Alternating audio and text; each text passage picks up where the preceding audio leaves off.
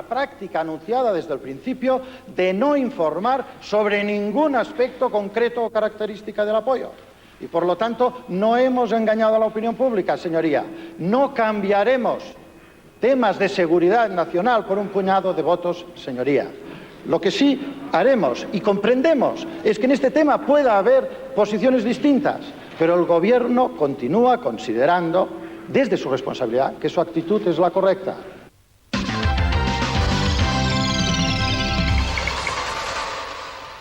Buenas noches. Entre hoy y mañana. El Gobierno no cambiará la seguridad nacional por un puñado de votos.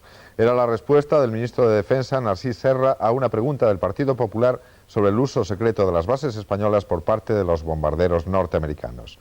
Serra aseguró que en España no hay ni habrá ningún tipo de armamento nuclear. Los populares, a su vez, calificaron de lamentable que se conozca la participación española en la guerra contra Irak por las declaraciones de responsables de otros países. Mientras tanto, Irak ha decidido esta tarde romper sus relaciones diplomáticas con los países que más directamente participan en la guerra. Hay, sin embargo, otros datos de interés en el relato de la jornada. Algunos se los resumimos ahora en titulares. El rey Hussein de Jordania afirma que la guerra es contra todos los árabes y musulmanes. Irán mantiene su plan de paz en contacto con la Unión Soviética, Francia y Turquía. 200.000 españoles no han recibido todavía las devoluciones por la renta. Conoceremos también hoy un nuevo negocio en el que se ofrecen esposas de alquiler. Nos acercaremos por último a una importante feria de arte, Arco 91. El Gobierno considera que no ha engañado a la opinión pública al no informar sobre el uso de las bases españolas por los aviones B-52 norteamericanos. Este fue el debate celebrado hoy en el Parlamento, en el que el Partido Popular calificó de irresponsable al Gobierno. El ministro de Defensa, Narcís Serra, ha reiterado hoy en el Congreso que el Gobierno, de acuerdo con su línea de actuación desde que se inició la crisis, mantendrá una total reserva sobre el apoyo logístico que España presta a los aliados en la guerra del Golfo. Una actitud que el Gobierno debe mantener, según Serra, por razones de seguridad y en beneficio de los intereses nacionales. El ministro de Defensa ha negado que con esta actuación se esté engañando a la opinión pública. No hemos ocultado, como usted dice, señoría, algún aspecto concreto de este apoyo. Simplemente hemos continuado en la práctica anunciada desde el principio de no informar sobre ningún aspecto concreto o característica del apoyo. Y por lo tanto, no hemos engañado a la opinión pública, señoría. Serra respondía así a una pregunta formulada por el portavoz del Grupo Popular, Rodrigo Rato, sobre las razones que tiene el Ejecutivo para mantener en secreto el uso de las bases españolas por bombarderos norteamericanos. Para el Partido Popular, el secretismo esgrimido por el Ejecutivo se debe únicamente a razones electoralistas. La razón de este engaño al Congreso y a la opinión pública, señor ministro, no es el interés nacional. El Gobierno oculta lo que hace porque cree que no le conviene decirlo electoralmente. El Gobierno ha optado por ocultar los hechos que dañan su popularidad y no le importa, sin embargo, dañar ni el prestigio de esta Cámara ni la cohesión nacional frente a las obligaciones internacionales de nuestro país. No cambiaremos temas de seguridad nacional por un puñado de votos, señoría.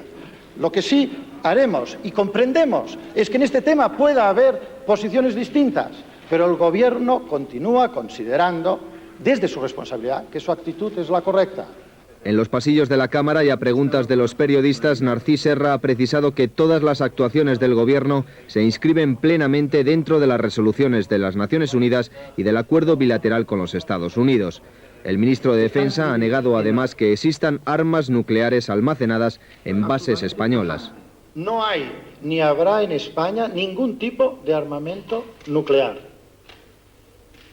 Lanzar sugerencias o afirmaciones en esa dirección solo puede tener como objetivo intentar inquietar a la opinión pública española. Quiero afirmar con toda solemnidad que no hay armamento nuclear ni lo habrá en España porque cumplimos con nuestra legislación y cumplimos plenamente con el compromiso que debemos cumplir con el voto español en el referéndum de 1986. En cualquier caso, Serra ha anunciado la disposición del Gobierno para tratar y debatir el apoyo español con todos los grupos parlamentarios, incluido Izquierda Unida. A su vez, los sindicatos UGT y comisiones obreras acordaron hoy convocar un paro de 5 minutos el próximo día 12 a las 12 del mediodía en protesta por el desarrollo del conflicto del Golfo Pérsico y de la participación española. Ambos sindicatos han suscrito también un manifiesto por la paz. En él se pide el cese inmediato de las hostilidades, la retirada de las tropas iraquíes del territorio de Kuwait y de la fuerza multinacional presente en el área. Se pide también una información veraz y completa al Parlamento sobre el grado de implicación española y la convocatoria de una conferencia internacional de paz. La ampliación del conflicto, según los sindicatos, está produciendo un deterioro probablemente irreversible de las relaciones de España y del resto de los países ribereños del Mediterráneo con los países árabes y particularmente con el Magreb. Mientras, el presidente del Partido Popular, José María Aznar, ha viajado hoy a Ceuta para transmitir, según sus palabras, un sentimiento de tranquilidad a sus habitantes. Aznar considera además que no se debe esgrimir la ley de secretos oficiales para no dar datos sobre el apoyo que España presta a sus aliados occidentales. Aznar confesó hoy su satisfacción porque el presidente del Gobierno haya decidido informar a la opinión pública sobre la postura española ante el conflicto en el Golfo, una postura que el presidente del Partido Popular no piensa cuestionar. No haré nada, como no venía haciendo hasta ahora, nada que pueda perturbar en lo más mínimo no solamente el mantenimiento, sino el ejercicio práctico de esa cohesión nacional. Lo que no significa, matizó Aznar, que el Partido Popular haya dado un cheque en blanco al Gobierno. José María Aznar, que ha viajado a Ceuta para apoyar al candidato a la alcaldía de su partido, mostró su preocupación por las repercusiones que la guerra pueda tener en las relaciones entre Europa y el Magreb, si bien se mostró satisfecho por el clima de normalidad y concordia que dijo haber respirado en las calles ceutíes.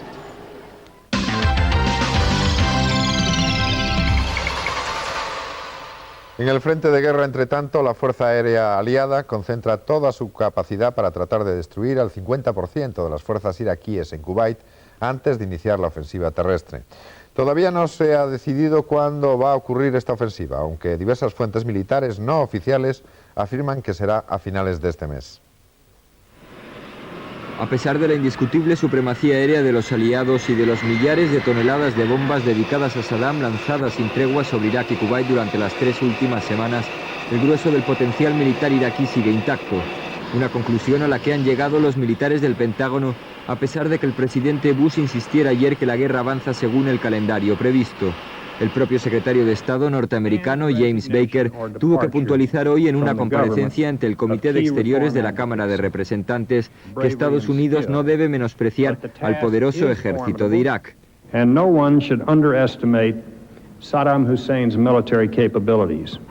Estas fotografías en blanco y negro tomadas por aviones Jaguar franceses durante los bombardeos sobre la Guardia Republicana, perfectamente atrincherada bajo la arena, demuestran que a pesar de los sucesivos ataques, las 10 divisiones de este cuerpo de élite permanecen intactas. El ejército iraquí podría disponer asimismo todavía de suficiente armamento almacenado como para resistir una batalla terrestre al menos durante 6 meses. No obstante, los preparativos para la gran batalla prosiguen a marchas forzadas. Los helicópteros del portaaviones estadounidense Okinawa, que transportarán a millares de soldados en el asalto a Kuwait, se encuentran listos para despegar. Mientras, los marines practican a bordo con los subfusiles Kalashnikov, requisados al bando enemigo durante la reconquista de la isla de Karoo. Al otro lado del planeta y en pleno desierto de California, se ha reconstruido el sofisticado sistema de defensa terrestre iraquí. Soldados americanos realizan espectaculares maniobras entre trincheras y barricadas, emulando lo que podría ser la batalla por tierra. Una batalla que está cada vez más cerca a pesar de que el 77% de los norteamericanos se oponen a ella. Pero entre tanto prosiguen los intensos bombardeos sobre puntos vitales de Irak. El centro de telecomunicaciones de Bagdad ha quedado prácticamente en ruinas. La aviación aliada destruyó asimismo el puente de Al-Jumuría que une las orillas del río Tigris en el centro de Bagdad. Así se ve desde el aire y así desde la tierra horas después. Mientras, el rey Hussein de Jordania ha afirmado hoy en un discurso a la nación que la guerra del Golfo es contra todos los árabes y musulmanes y no solo contra Irak. En su discurso más duro desde el inicio de la guerra, el monarca no se refirió en ningún momento a la retirada iraquí de Kuwait. Este discurso es consecuencia de la delicada situación de Jordania analizada ya ayer en este programa. Esta es la situación hoy en la capital jordana, Amán. A última hora de la tarde, la televisión jordana emitió un discurso muy duro del rey Hussein, que dijo a su pueblo que aunque quiere mantener la paz, le están provocando para la guerra. El rey, que afirmó que los ataques a Bagdad están dirigidos contra todos los árabes y no solo contra Irak, calificó a los aliados de asesinos, porque los bombardeos destruyen desde los primeros momentos hospitales, escuelas, mezquitas e incluso tiendas beduinas. Hussein de Jordania concluyó su comparecencia y afirmó que no permitirá que nadie humille, separe o robe las riquezas de los árabes. Con este comunicado, quizá la neutralidad jordana hoy haya perdido su vigencia. En estadios como este se entrenan en toda Jordania miles de civiles voluntarios que desde que comenzó el conflicto el día 2 de agosto están dispuestos a dar la vida por su patria. Las milicias voluntarias de Jordania tienen un retén de 300.000 jóvenes. Amán dispone de 15.000 chicos y chicas dispuestos a ser llamados por su ejército para aprender a defender su país. Ismael es un joven que a partir de ahora combinará sus clases en la facultad con la preparación militar. Aunque este chico lo daría todo por la causa, confía en no tener que pasar a la acción. Hay peligro de que estalle la guerra o no, hasta ahora no ha pasado nada. Claro, todo el mundo está rezando por la paz, ojalá que no pase nada. Y yo quiero decir al pueblo español en estos tiempos tan difíciles que tenga mucha fe en Dios, que todo se arreglará si Dios quiere. Esta movilización popular puesta en marcha hace unos meses pretende apoyar a un ejército débil, un ejército que cuenta con solo 90.000 hombres y unos 100.000 reservistas y que además no posee ni armas sofisticadas, ni logística suficiente, ni aviación poderosa. Jordania reacciona como puede. En el exterior, sus fronteras limitan con los dos países más potentes de la región que ahora están enfrentados. En el interior, un ejército pobre cuyo mando lo tienen los jordanos, leales a la monarquía, ante el temor a que revueltas palestinas provoquen golpes de Estado. Pero ahora, como nunca, jordanos y palestinos se ven unidos por la misma causa, el miedo a un ataque israelí. Para Yasser Abu Rabdo, responsable de información del Comité Ejecutivo de la OLP, el entendimiento entre ambos pueblos es completo y, tal como expresó tras su entrevista con el rey Hussein, lo que se teme es un gran asalto, una segunda etapa en la guerra que implicaría más frentes. Rabdo afirmó que se sospecha una escalada militar de Israel tanto en el frente jordano como en el del Líbano. Por cierto, que el líder de la Organización de Palestina, Yasser Arafat, asegura que fue él quien propuso a Saddam Hussein relacionar el problema palestino con la retirada iraquí de Kuwait. Habría quizá que aclarar hoy, Antonio Remiro, el papel que la OLP está jugando en esta guerra, una vez observadas además las espectaculares declaraciones del rey Hussein de Jordania de esta misma noche. Vayamos por partes, Luis. Como recordarás y recordarán quienes siguen este programa, ayer hablábamos de la particular situación de Jordania y hoy corresponde hacerlo de la OLP para luego vincular ambas. El alineamiento de la OLP con Irak se hizo inevitable desde que el 12 de agosto Saddam Hussein se erigió en campeón de la causa palestina. En esa fecha la OLP vivía la frustración de ver cómo su aceptación del Estado de Israel y su renuncia a la Fuerza Armada no habían conducido a su reconocimiento por Estados Unidos y por el mismo Israel como representante legítimo del pueblo palestino. La OLP no aplaudió la invasión de Kuwait, pero se opuso a la condena formal de Irak y, por supuesto, al despliegue de fuerzas occidentales en la frontera saudí, preconizando en todo momento una solución árabe y desarrollando, para servirla, una intensa actividad diplomática. Pero con el tiempo, privado de las subvenciones de las petro- y retromonarquías árabes, la OLP adoptó lo que podríamos llamar su modo Venegas, una no beligerancia activa en la defensa de la causa iraquí en el contexto global de los problemas de Oriente Medio. La implicación de las facciones más radicales de la OLP en actividades guerrilleras o terroristas, según quien hable, y el intento de abrir un segundo frente en la frontera líbano-israelí no parecen contrastadas por los hechos, lo que no ha impedido a Israel combatir la tentación bombardeando el cuartel general de la OLP y sus bases en el Líbano con una intensidad y una eficacia letal desconocida en los últimos años. A Arafat, en todo caso, parece que le está resultando muy difícil mantener la unidad de la organización. La OLP deberá pagar una elevada factura política si acaba la guerra con la victoria de la coalición anti-iraquí. El abrazo es una práctica generalmente terapéutica, pero el abrazo del oso puede provocar la asfixia. Yo estoy convencido de que Yasser Arafat hubiera preferido una palmadita, lo que la investigación contactológica llama un pequeño agregado. Ahora no es probable, sin embargo, que pueda obtener algo a cambio de su innegable papel en la liberación de los llamados rehenes. Gobiernos europeos hay que habían reconocido su representatividad y ahora comienzan a desmarcarse y a admitir que esta debe buscarse mediante elecciones entre los palestinos de los territorios ocupados, una categoría, por cierto, que se estrecha a medida que Israel envía a la cárcel sin proceso o deporta a los más significativos, incluidos los más moderados. Pero ante el discurso del rey Hussein, cabe preguntarse hoy si el reino hachemita se encamina a una guerra con Israel para evitar una guerra civil. Y con ello, ¿acaso el destino de la OLP está en Jordania? Es efectivamente una de las grandes incógnitas para la posguerra. Una posguerra en la que habrá que afrontar la reconstrucción política y económica de Oriente Próximo. Estados Unidos considera que esa reconstrucción afectará también a Irak, un país, según James Baker, forzado a la guerra por las ambiciones de un dictador. Mientras tanto, Irak decidía hoy romper sus relaciones diplomáticas con los países más directamente involucrados en esta guerra. Saddam Hussein ha esperado 20 días para romper relaciones diplomáticas con los principales miembros de la coalición anti-iraquí. Además de Estados Unidos, Gran Bretaña, Francia e Italia, Bagdad ha roto relaciones con Egipto y Arabia Saudí, blanco de los insultos del presidente iraquí desde que se inició el conflicto. Hasta el momento, ninguno de estos 6 países ha recibido notificación oficial de la medida que ha sido difundida esta tarde por Radio Bagdad. Al tiempo que se conocía la noticia, el secretario norteamericano de Estado apuntaba desde Washington las líneas maestras de lo que debe ser la nueva situación en Oriente Medio después de la guerra.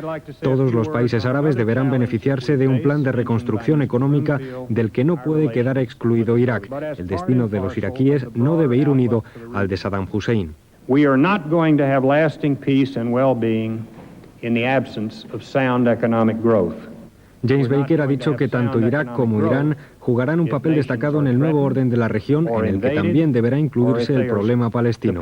Otro de los asuntos a tratar será el control de armamentos en una zona supermilitarizada. Las autoridades norteamericanas han comenzado a cuestionarse la conveniencia de conseguir una victoria arrolladora sobre Irak que permitiría a Saddam Hussein erigirse en el gran héroe de la guerra por su capacidad para resistir a la fuerza multinacional. Las imágenes de destrucción de un país atacado es el mejor elemento utilizado por Bagdad para alimentar las protestas de la población árabe mayoritariamente en contra de la presencia militar de Occidente. Irán, mientras tanto, continúa centrando la atención diplomática con la iniciativa del presidente Rafsanjani para pedir un alto el fuego. Una delegación soviética, encabezada por el viceministro de Exteriores, Alexander Belogonov, se ha entrevistado hoy en Teherán con las autoridades iraníes. Rafsanjani ha hablado esta noche telefónicamente con el presidente francés François Mitterrand y en las próximas horas se entrevistará con el ministro de Exteriores de Turquía.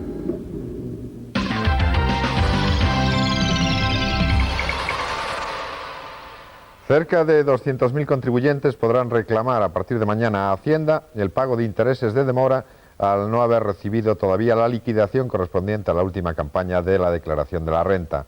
El plazo para realizar el total de estas devoluciones concluyó hoy. Hacienda dio por concluido el proceso de devoluciones el pasado día 31 de enero, fecha hasta la que se había practicado el 97% de las liquidaciones solicitadas, esto es, las de casi 6,5 millones de personas. Existe además un 3% de declaraciones que, según Hacienda, no han sido devueltas por contener errores u omisiones en su cumplimentación. Sobre impuestos y en concreto sobre el fraude fiscal ha hablado esta tarde el ministro en el Pleno del Congreso. Preguntado por los resultados que el Gobierno está obteniendo en la lucha contra el fraude, Solchaga dijo mostrarse relativamente satisfecho en el grado de éxito conseguido y recordó que ha sido el Ejecutivo socialista el primero en la historia de España que ha emprendido esta lucha. En tercer lugar, en cuanto a la lucha contra el fraude, yo personalmente le diré, estoy satisfecho de los resultados que el Gobierno ha obtenido de la lucha contra el fraude. Por comparación a cualquiera de la historia fiscal de España, lo diga el señor Fuentes Quintana o lo diga cualquier otro. Porque la historia fiscal de España es una en la cual no ha existido lucha contra el fraude. Ahora hay unas pretensiones, hay programas y hasta se puede medir el grado de éxito. Pero hasta que llegó el Gobierno socialista ni siquiera había habido lucha contra el fraude en España. Hacienda ha conseguido en la campaña de renta 1989 más de 122.000 millones de pesetas de ingresos, casi un 37% más que el año anterior. En fin, que cerca de 200.000 españoles esperan que Hacienda les devuelva lo que han pagado de más en la declaración de la renta. Es verdad que pueden existir errores por parte de los contribuyentes, pero estas son, Carmen Tomás, las cifras. Pues sí, Luis, a estas alturas, casi 8 meses después de la presentación de declaraciones con derecho a devolución, pues aún quedan al menos 200.000 personas que no saben nada de Hacienda. Ni les ha devuelto su dinero, ni les ha comunicado que han hecho algo mal o que les falta algún papel.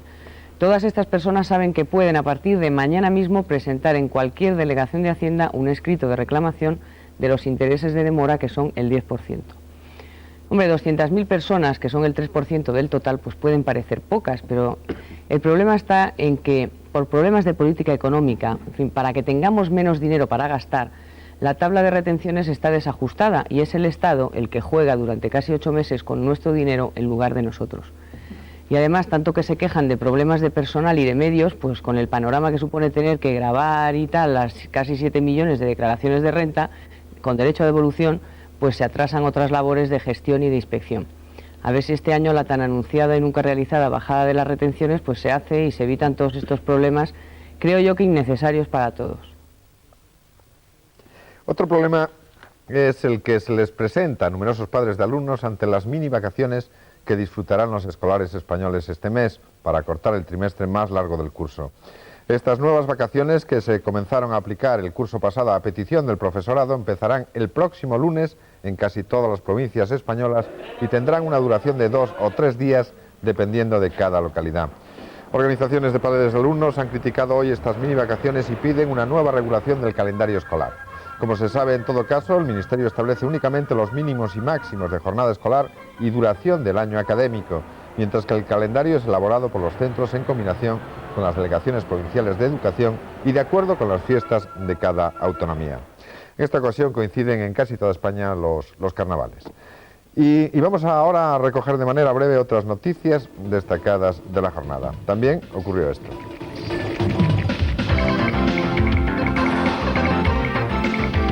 Fallece en Madrid a los 86 años de edad la escritora y filósofa María Zambrano, una de nuestras más prestigiosas intelectuales durante muchos años en el exilio y galardonada en el año 1988 con el Premio Miguel de Cervantes. Los sindicatos UGT y comisiones obreras califican de torpedo contra la democracia y de involucionista la intención de la patronal COE de pasar progresivamente de una negociación colectiva a otra individualizada. La caída del dólar estadounidense ha vuelto a marcar hoy un nuevo mínimo histórico al establecer su cambio en el mercado de divisas de Madrid en 91 pesetas con 41 céntimos, una cota similar a la de 1981. La Generalitat propondrá en la negociación del nuevo sistema de financiación autonómica la cesión total a las comunidades autónomas del ingreso y la gestión del impuesto sobre la renta de las personas físicas. El ministro de Educación, Javier Solana, reconoce en el Congreso la masificación en algunas facultades españolas, aunque asegura que la media de alumnos por centro en líneas generales es razonable. El Colegio de Abogados de Barcelona ha denunciado que durante el pasado año fueron detenidos más de 5.000 consumidores de droga sin que pasaran a disposición judicial. Numerosas muestras de condolencia en todo el mundo, incluida la del Papa Juan Pablo II y la de los Reyes de España, por la muerte ayer en Roma del que fuera general de la Compañía de Jesús entre los años 65 y 83, el jesuita español Pedro Arrupe. Azerbaiyán ha abandonado por acuerdo de su parlamento los nombres de socialista y soviética. La desde hoy República de Azerbaiyán ha modificado además el escudo y el texto de su himno. Todavía no está todo inventado. Van a ver, la prueba la tenemos en que en Europa ha surgido un nuevo negocio. Consiste en alquilar esposas por horas o por días. No se trata de ninguna manera de vender asistentas del hogar o aventuras frívolas. Se trata únicamente de vender a los hombres solos la satisfacción de que al llegar a casa se encuentren con una mujer que haga las funciones de esposa o de madre. Todas ellas se comportarán como un ama de casa y se despedirán por las noches. En las ciudades occidentales, el inquilino solitario comienza a ser mayoría. Girar la llave que cada noche abre una vivienda vacía es un gesto familiar para muchos. En Suecia, paradigma de la civilización y la prosperidad, este contexto ha generado un negocio tan sorprendente como triste: las agencias de alquiler de esposas. No son prostitutas ni chachas, solo alguien que con ademanes cálidos despide al cliente cada mañana tras un cristal y le acuesta con un beso en la mejilla. Un término medio, en definitiva, entre la compañera y la madre, aunque sea pagando. Efectivamente hay una especie de nostalgia materna, de nostalgia de la madre en realidad y de la esposa tradicional, que lo único que supone es Es una desadaptación del hombre a su papel en la nueva sociedad. Si la noticia en un principio parece grotesca, puede que tras ella se encuentre un problema de soledad o desamparo que quizás llegue a vivirse en España con el tiempo, con la misma intensidad con que se está padeciendo en otros países. Digamos que relaciones episódicas y de amantes pues se pueden encontrar con más facilidad que esa otra relación en la que alguien se siente más atendido, más querido, más profundamente, etcétera. El que el calor de hogar haya desplazado a la frivolidad en el ranking de deseos es interpretado por algunos como síntoma de que algo está cambiando. Yo creo que la demanda fundamental de los años que vienen, y más en estos años después de la guerra, con recesión, donde la gente va a tener otros modos de vida, va a estar más acentuándose en las relaciones interpersonales, en las emociones y demás, que en esa exhibición de objetos materiales. Al menos ahora los suecos tienen opción. Quien se sienta en la obligación de ser feliz podrá acudir a la agencia si fallan otros recursos. Quien no crea en el mito de la felicidad seguirá acabando sus días con el convencimiento de que no es nada malo ni vergonzoso la compañía de un televisor en nieve. Esposas de alquiler como remedio a los solitarios impenitentes. ¿Qué te parece esta nueva modalidad que ya se practica en Suecia, Andrés Aberasturi? Yo no sé, ¿no? Estos inventos son muy típicos y se dan mucho entre los bárbaros del norte. Lo que ya no sé es si allí también son noticia, y es que a alguien se le ocurre la brillante idea, hablamos de ella durante unos cuantos días y la cosa fracasa luego estrepitosamente y punto. Lo que pasa es que seguro que alguien le dijo a la primera prostituta de la historia que ese negocio no tenía futuro, y ya ven. Por eso casi mejor no arriesgarse, porque en el fondo, si esto es verdad, pues hombre, pues es de alguna forma una prostitución, ¿no? Que en lugar de negociar con el cuerpo, según la definición clásica que miramos todos en el diccionario cuando éramos adolescentes, pues se negocia con el alma, no vende placer con mayúsculas, vende gustito. Y en lugar de ser una señora o un señor de bandera, supongo que habrá señores también, ¿no?, para alquilar a la señora solitaria, pues aquí se trata de ser como de toda la vida, y cuanto más de andar por casa, mucho mejor. Muchos de estos problemas se solucionaban antes en los confesionarios. Luego llegó el profesor de ética, según cuenta Aranguren, y no sé si es la verdad. Y ahora estos asuntos del alma, pues o se ocupa el psicoanalista o directamente un asesor fiscal. Yo no creo que la guerra, como decía Vicente Verdú, despierte soledades. En todo caso, aumenta la falta de fe en el hombre. Y alquilarse una señora para que te despierte a las 8:30 de la mañana con un donus y un beso en la frente no me parece una solución. Hombre, puestos a hacer bobadas, es mucho más serio hacer bobadas con el lenguaje que con los hechos. Es decir, el lenguaje es que es importante, no es lo mismo disponerse a ganar la incursión terrestre, que es lo que hacen los aliados, que lanzarse a la madre de todas las batallas, que tiene que ir con mucho más moral que lo hacen los iraquíes, por lo visto. Pero vueltos al sector servicios, ¿no?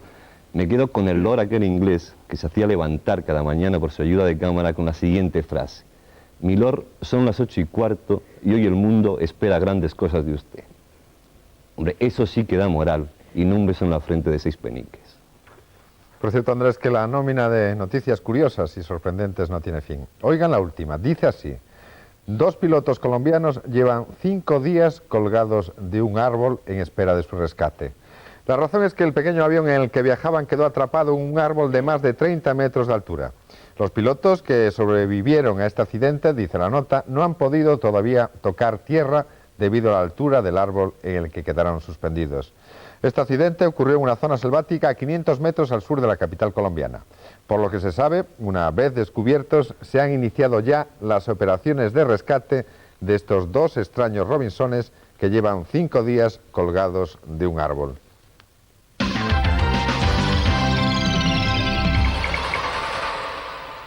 Esta noche han tenido lugar los primeros partidos de octavo de final de la Copa del Rey, con el triunfo a domicilio del Valencia y el empate del Betis en el terreno del Logroñés como resultados más significativos.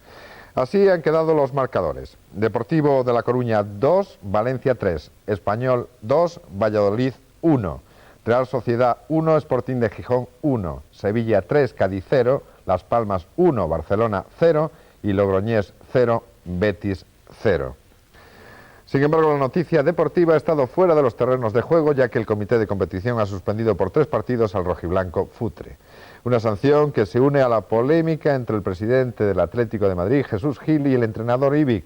Todo ello a pocas horas del partido que disputará el equipo frente al Real Madrid mañana en el Estadio Bernabéu. El Atlético de Madrid y el Real Madrid afrontan de manera diferente el derbi de la Copa del Rey.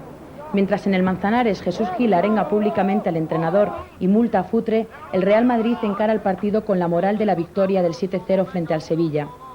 El capitán del Atlético de Madrid, Paolo Futre, ha tenido que abonar 15 millones de pesetas por insultar al árbitro y por no poder jugar con su equipo el partido de Copa del Rey. Futre, antes de viajar hacia Portugal para incorporarse a su selección, reconocía su error.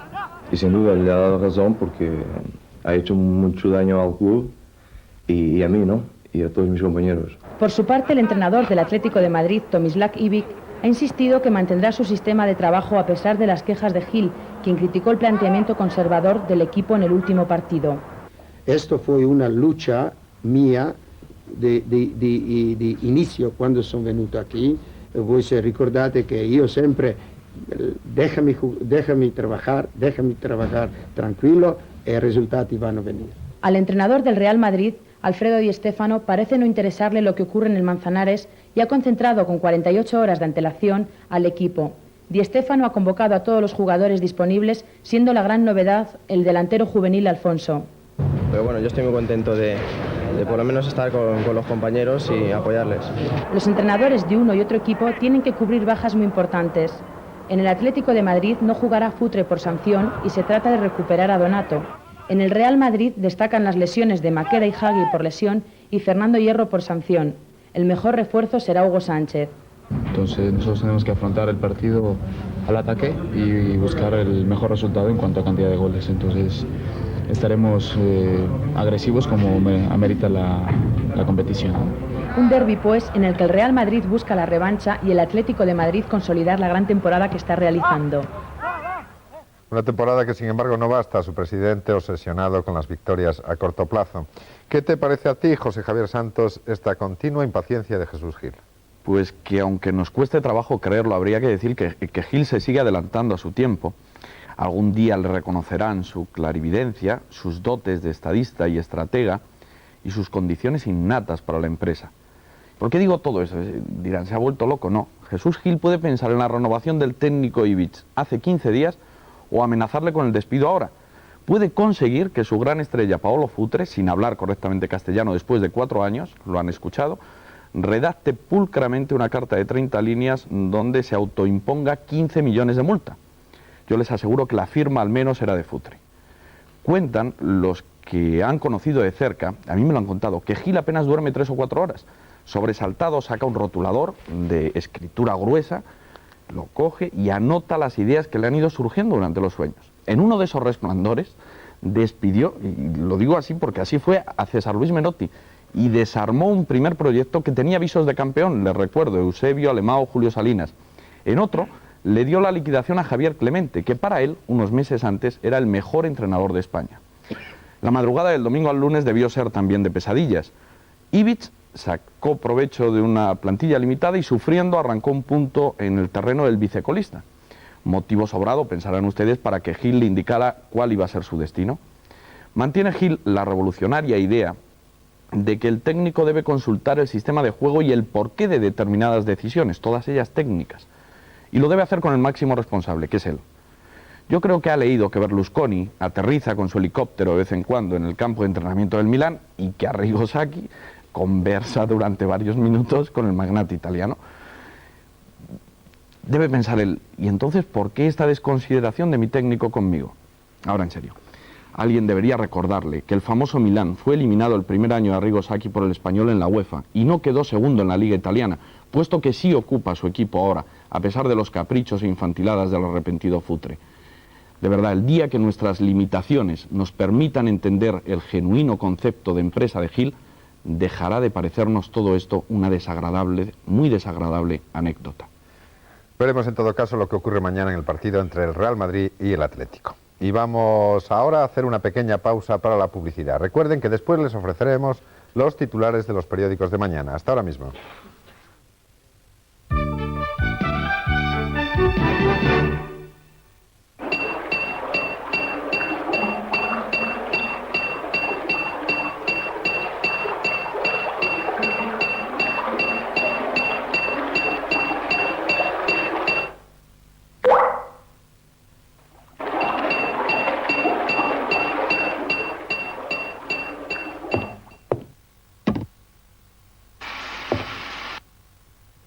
Nuevo Polo. Más que un coche, un Volkswagen.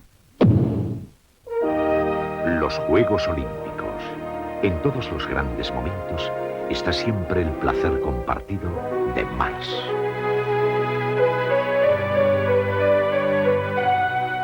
Mars y Mars Almendra, patrocinador oficial Juegos Olímpicos de Verano 1992. Marchen 2 con leche. 2 con leche. 1 solo. 1 solo. Un cortado. Un cortado. Otro solo. 1 doble. 1 doble. ¿Lo de siempre? Sí. Esto sí es un gol. Gracias. Donuts, deliciosos. Pectol, respire hondo, respire fuerte. Y con el nuevo Pectol Corazón Tierno tendrá además toda la suavidad de la miel. Pectol y Pectol Corazón Tierno. Las puertas de los Juegos Olímpicos del 92 ya están abiertas. Ya puedes reservar tus entradas. Solo las encontrarás en las más de 2.600 sucursales del Grupo Banesto. Ven a buscarlas. Nunca has tenido los Juegos Olímpicos tan cerca. Banesto, el banco de los Juegos Olímpicos del 92. Antes de comprarse un coche, mire. Y ahora, escuche. Llévese todo un Málaga GLX desde solo 1.344.000 pesetas. Y este mes ahórrese 150.000 pesetas sin condiciones al comprar su Málaga GLX. SEAT, Grupo Volkswagen.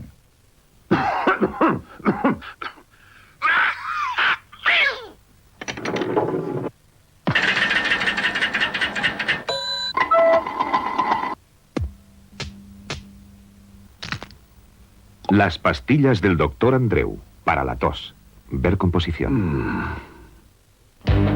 Esta es la onda que mueve tu vida. Rufles te da más sabor.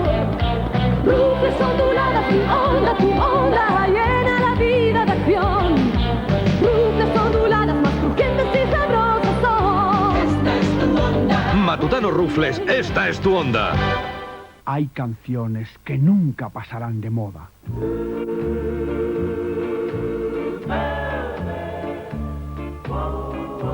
Blue Velvet es una de ellas y Bobby Vinton su intérprete.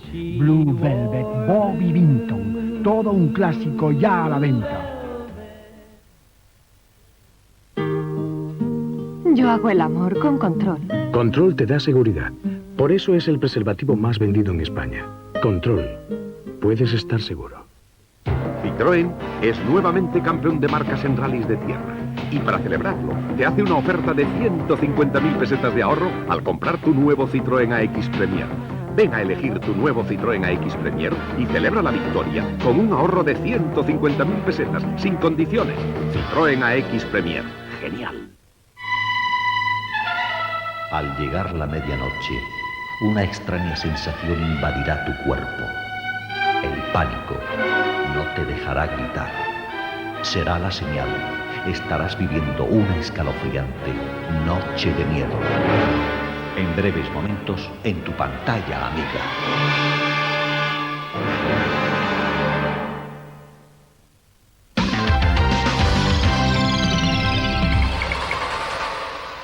Y entramos ya en el repaso a las noticias que ocupará mañana el lugar de honor en las portadas de los periódicos. Para ello visitamos en primer lugar la sede del Independiente, donde José Luis Sanz, jefe de cierre del diario, nos comenta sus contenidos. Buenas noches y cuando quieres. Buenas noches desde la redacción de El Independiente. En la portada del periódico de hoy anunciamos la ruptura de relaciones diplomáticas de Irak con los aliados. Asimismo, en una fotonoticia, la comparecencia del ministro de Defensa en el Congreso para explicar, para informar sobre los bombardeos de los B-52 en Irak, saliendo estos aviones desde bases españolas. El editorial de La sombra de los B-52 sobre el Congreso y la muerte de la escritora María Zambrano, junto a la tronera de Antonio Gala, componen la primera página del periódico de hoy. Buenas noches, saludos. Gracias, y nos trasladamos ahora a la redacción de ABC, donde nos espera su redactor jefe, Rodrigo Gutiérrez. Buenas noches también y adelante. Hola, buenas noches. Dedicamos nuestra portada a dos informaciones de ámbito cultural. La inauguración de la 10ª edición de la Feria de Arte Contemporáneo Arco, que se abre con una exposición dedicada a Rafael Alberti, que viene a nuestra portada, y el fallecimiento hoy en Madrid de la escritora y filósofa María Zambrano, tan importante en la última mitad del siglo XX. Sobre la información del Golfo Pérsico, destacamos la ruptura de relaciones diplomáticas por parte de Irak con los países más activos de la coalición aliada y las declaraciones del rey Hussein de Jordania, en las que además de llamar enemigos a las tropas aliadas, afirma que la guerra es contra el mundo árabe. Esto es lo más destacado del día de ABC. Muy buenas noches. Gracias también, y finalizamos nuestro recorrido en el Diari de Barcelona. Mar Alcaraz, su director del periódico, nos señala sus informaciones más importantes. Buenas noches. Buenas noches. La portada de nuestra edición de mañana destaca la comparecencia del ministro de Defensa, Narcís Serra, ante el Congreso de los Diputados para responder a una pregunta formulada por el Partido Popular. Serra ha asegurado que no hay ni habrá armas nucleares sobre suelo español. Ha mantenido el hermetismo oficial de los últimos días y ha invitado a la oposición a reflexionar sobre el papel que España ha de jugar en la guerra del Golfo Pérsico. UGT y Comisiones Obreras, por su parte, han convocado para el martes próximo un paro general de 5 minutos en protesta contra la guerra. Mientras tanto, el gobierno iraquí ha anunciado su decisión de romper relaciones diplomáticas con 6 de los principales miembros de la Alianza de Países Internacionales: Estados Unidos, Gran Bretaña, Francia, Italia, Arabia Saudí y Egipto. Nuestra portada recoge también la solicitud que la Generalitat formulará próximamente al Gobierno central. El Gobierno autonómico pedirá al que preside Felipe González que todo el dinero recaudado en concepto de IRPF se quede en Cataluña. Por último, nuestra portada hace mención también a la jornada deportiva de hoy y a los cómodos triunfos de Barcelona y Juventud en partidos de Copas de Europa de baloncesto. Eso es todo desde la redacción de Diario de Barcelona.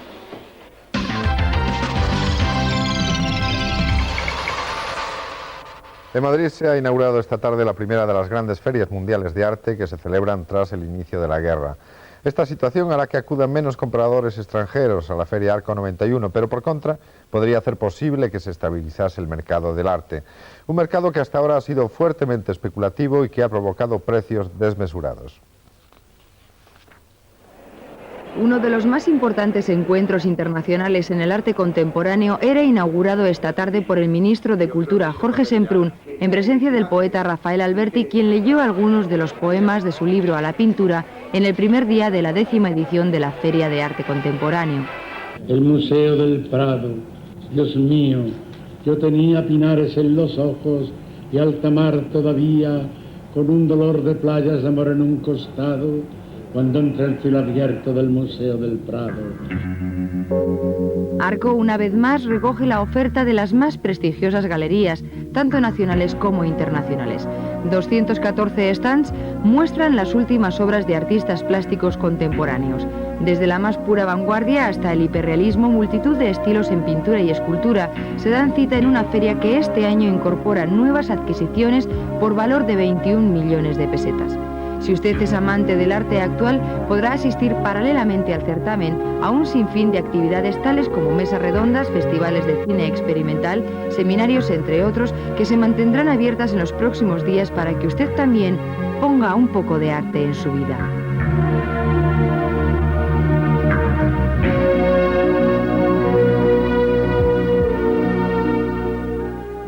Artistas jóvenes que desean un éxito rápido, inversionistas que buscan rápidos beneficios, auténticos coleccionistas, de todo se puede ver en una feria de arte.